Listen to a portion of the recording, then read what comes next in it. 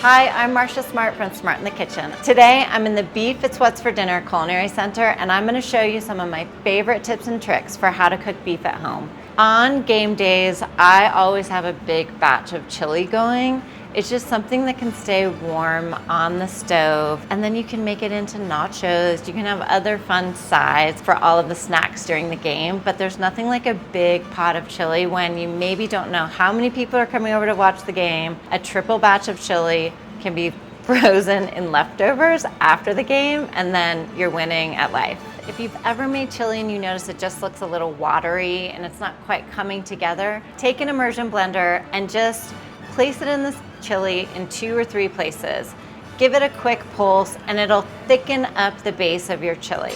You can also take a little bit of the chili, blend it in a blender and return it to the pot, just like 2 cups. Stir it together and it will thicken your chili. It'll bring the flavors together and taste so delicious.